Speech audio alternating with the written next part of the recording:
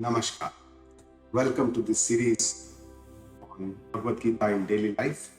Today we shall be discussing the shlokas of Bhagavad Gita which will help us calm our mind in the midst of all the chaos around. It is said that the mind is like water. When it's turbulent, it is very difficult to see our reflection. But when it is very calm and very clear, everything becomes very clear. All our reflections, all the reflections of everything else, the nature, if you see, will be very clear in a very clear water. Mind is similar to this. If we have a very calm mind, then we can clearly see the reality of what is. But when the mind is muddled with lots of thoughts, anxiety, stress, tension, and a lot of other confusion, and when the mind is very, very agile, unsteady, wavering, then we will not be able to see what is the correct thing to do. And that is what we need. And that's why our endeavor is to calm our mind, to make it quiet. And let's see how Bhagavad Gita teaches us this timeless wisdom by none other than Lord Krishna.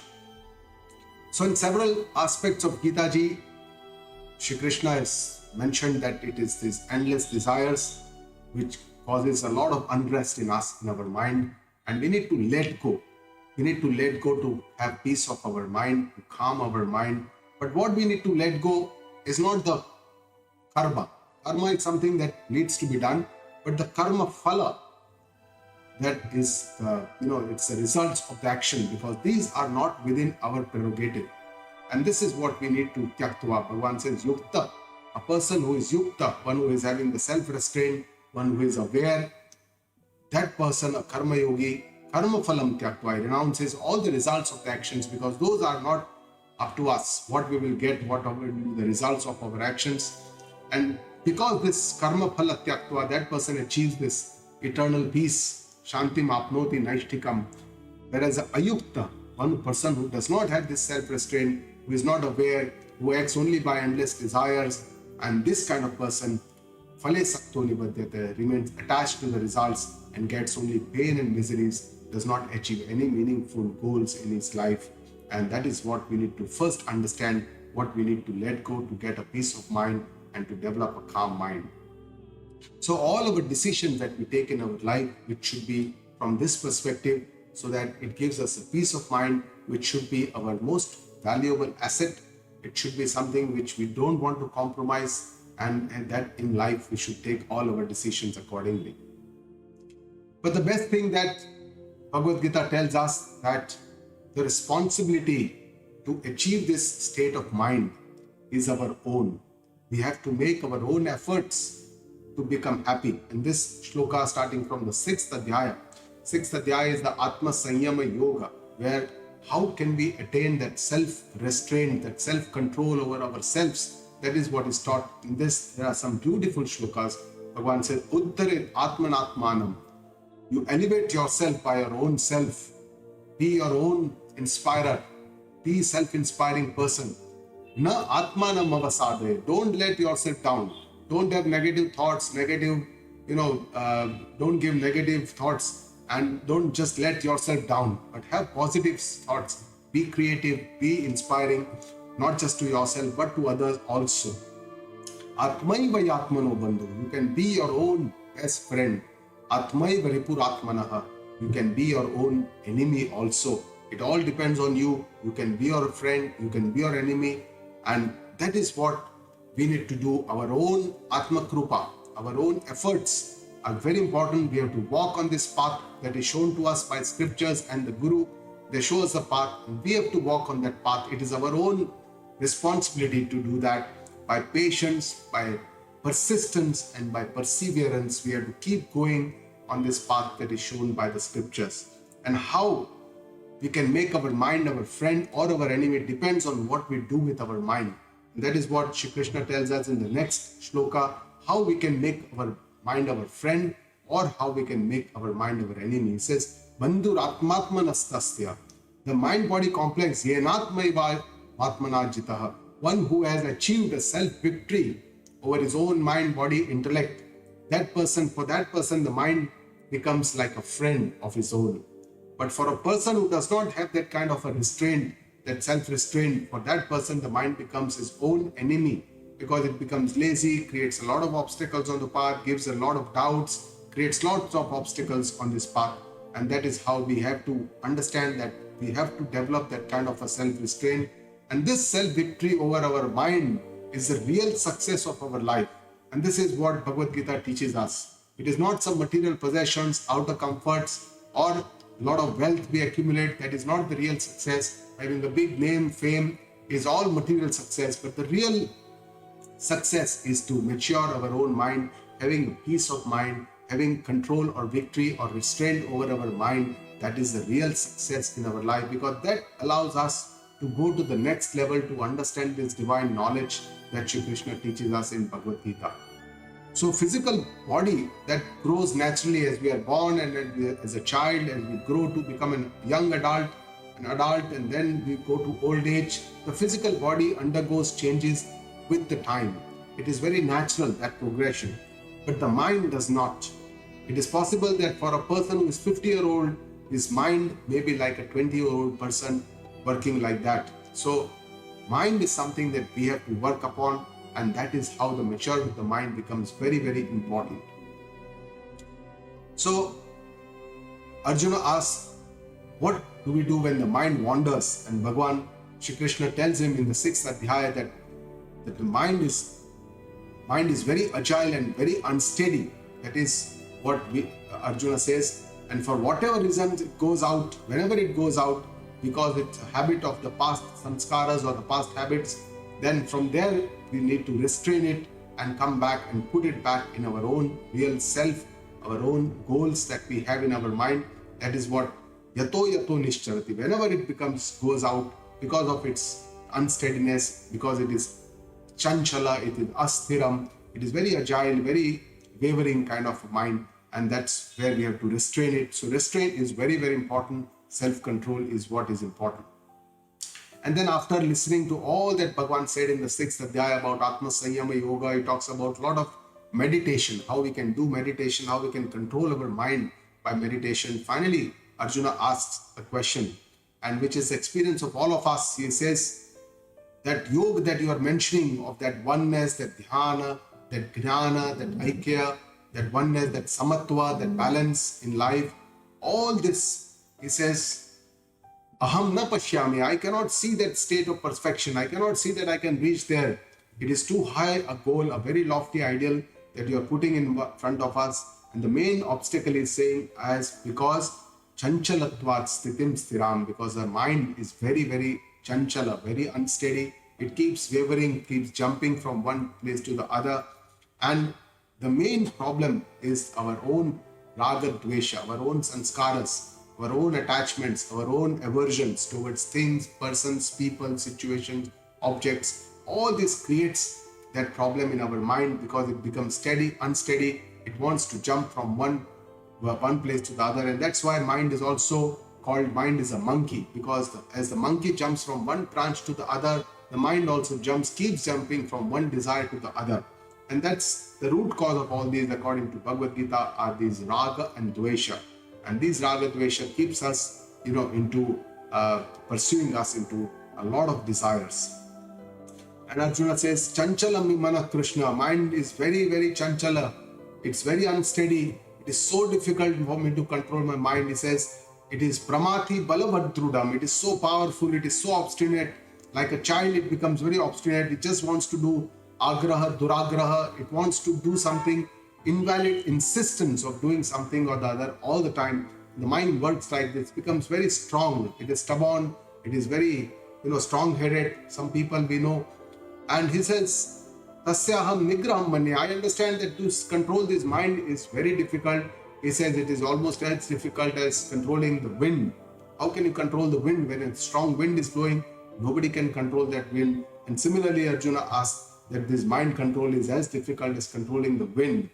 And Krishna fortunately accepts that mind is very restless. It's such a good news for all of us. We feel so good that Krishna is understanding us. He says, asanshayam mahabaho, Sri Bhagavan Uvacha. He says, there is no doubt that control of this unsteady mind is very, very difficult.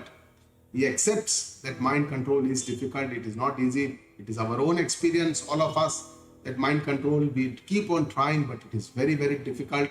But Bhagavan shows two solutions how we can control our mind. He says mind can be controlled by abhyasena, by constant practice, abhyas. And the second solution he shows is vairagya. Vairagyena cha gruhyate. By non-attachment, by vairagya, we can control our mind. So let us understand what abhyasa and what is a vairagya, how we can put it in our life and understand how we can use them in our life. So abhyasa means constant practice. Repeated regular revisions or practice is called abhyasa. When we are studying, when you're going to school or college, or when we're studying, we know how important it is to revise our syllabus at the time of exam so that we can recall and do well in the exam. Similarly, for mind control, for any other skill that we learn in life, for any skill that we learn, it could be swimming, it could be cycling, it could be some new skills that we learn at workplace, communication skills, it could be anything. We have to learn the correct method, and then we have to keep practicing. If we keep practicing, then we can improve. The same ditto is for the mind. To quieten the mind, to still the mind, this is also a skill. And we need to learn the skill, how we can do it. Our scriptures tell us how we can do this, and we need regular repetitions to learn the skill, how we can quieten or steady our mind. And we can start with simple things like some chanting of name of the Lord, or some mantra which can keep chanting so that the mind remains in one place. It is also a skill. During all our daily work or actions, we could chant some name. Maybe it could be Omkara, it could be anything. But we need to do it with concentration, with awareness. We have to keep the mind in one place. With this constant practice, we can keep the mind quiet. Even in the activities that we devote to the Lord, doing some kind of prayers, puja, part, parayan, some pranayamas or anything, we need to have the mind steady at one place, to concentrate the mind. So all this can help us, and we need to do this with a lot of respect towards what we are doing, with regularity and for a prolonged period of time. Then we can actually, with abhyasa, we can control our mind and quieten our mind and still our mind. The second solution that Shri Krishna tells us is vairagya. Vairagya, if literally translated, means dispassion or non-attachment. But it is not a kind of a passive thing. It is not a kind of a, bhagedu vritti or running away attitude from this world. But it is a disinclination or a kind of a detachment towards the worldly objects. And this is also not that it is by force that we are doing this, but it is by understanding, by the absence of raga, dvesha, by having less of attachments, by less of aversions. By this, we have to develop that kind of a vairagya. And this can come only by right understanding, by the right knowledge, by mind being mature over a period of time, by training, by abhyasa, and then we can go to vairagya. And this helps us to see the other perspective. So here we are seeing the situation from all the perspectives, having a 360-degree vision, what is called as pratipaksha bhavana. We see both sides. We just not are seeing one side. We are not just seeing the benefits, but it's like a strength, weakness, opportunity, SWOT analysis as we do it in our life, in our business, in our profession, that we see everything from all the sides, and we see the evanescent, the anitya, the transient nature of all the things in this material world. And with this, the attractions for the objects of this material world reduce with this understanding that everything is transient. It is useful only to a certain extent to me. And that's why having a lot of attachment to these worldly objects is not going to help me to achieve the higher goals of life. And that with this understanding of our desires, of our lust, and all our endless desires reduce from this world, and our mind becomes more still, more quiet, more healthy, and a more mature mind. So this is how abhyasa and vairagya can help us. In the 17th adhyaya, when Shraddha Traya Vibhaga Yoga, Bhagavan Shri Krishna talks about the mansik tapa. What is that self-restraint of our mind? He says, Manah Prasada. This is the manasik tapa. Manah Prasada, peace of mind. That is our ultimate goal. Our real objective is to have control over our mind, having the peace of mind. That is the restraint. That is the tapa that we need to practice. That is the austerity that we need to practice in our life. How we can develop this peace of mind, and that will help us to make our personality very peaceful, our body language, our aura maunam, silence, speaking as much as is necessary, control over our mind, our tongue, our thoughts, our words, Atma Vinigraha, to be aware of our thoughts, our decisions, and having a purity of emotions and feelings. And this is what is the peace of mind that can only be developed by self-control. Essentially, it is taking care of our mind and intellect more than the body. Most of us are obsessed towards our body. We take care of our bodies, external appearance, exercise, muscles, fat, and all these. We are all obsessed with our body. We don't take care of our mind and intellect as much as we take care of our body. But it is important to understand that it is our mind is what controls all our actions and our body and our behavior. Everything is controlled by our mind. So mind is the master. But when mind is also controlled by our buddhi, our intellect, and that's why the intellect is also master. That's why we need to focus more on our mind and intellect rather than our body. And that is, we are what our mind is, and that becomes our personality. Everybody wants to have peace of mind, to give us joy, and to take care of our mind. When it is at peace, it gives us infinite joy. And that's why this balance of our mind to be happy all the time is not an easy task, because the mind is very, very alert. But this needs a lot of thought, vichara, viveka, a lot of self-introspection, a lot of self-observation to become peaceful for mind. So coming to the end, let us understand what are the attitudes that can help us to calm our mind, to control our mind, to pacify our mind, to make it more quiet, still. First step is to practice not to change what I cannot do. And we need to understand that we cannot change anything around in this world. We are all constantly trying to change other people, trying to say, oh, you didn't behave the way I wanted you to do. But other people are something which are not under our control. This is not something that I can control. The second understanding is I should try to change what is in my control. Only my thoughts, my desires, my actions, my behavior, my understanding, my attitudes are something that is under my control. And that is why I should focus on those things rather than change something around. And I would want to pray to the Lord to give me wisdom to know what is under my change, what I can change and what I cannot change. So whenever things were going fine, I never complained. So when sometimes there is a difficult period in life, why should I complain? Now this is not the time to complain. This is the time to find the correct solution. The Lord is going to help me into finding this solution. And I have been given everything to live in my life. I started when I was born. I was born in a good family. I could get good education. I could get a good parental support. I could get a good higher education, could get a good profession, a nice job, nice people around me. All the good things we need to count in our life. And with this positive attitude, we should try to have gratitude all the time for what I have, what I'm getting, and what I already have, and what I already get from the people around me. So with this kind of attitudes, we can have a peaceful mind. We can have, a lot of satisfaction. So the attitude of being happy all the time is my own choice. And I should also try to make others happy. If in a nutshell, I want to summarize, then it is that how we can be happy and try to make others happy, which will make our mind more peaceful. Other attitudes that can help us to achieve peace of mind, to calm our mind, is to live in the present moment. We generally are during the day, we always either we are looking at the past situations, reminding of those situations, becoming miserable, or we think of the future and have endless anxieties, worries, stress. So it's better to live in the present moment, to be aware about that moment. And if we learn to live in this moment, we can have a nice peace of mind. Our mind can remain peaceful. If we have a resolution for a change in our life, some habits, some addictions, any good behavior, any good thing we want to imbibe, we should not postpone this decision. Try to imbibe them as soon as possible. And every time we should try to improve ourselves, elevate ourselves, change ourselves for the better, and let us know that this change always happens very slowly.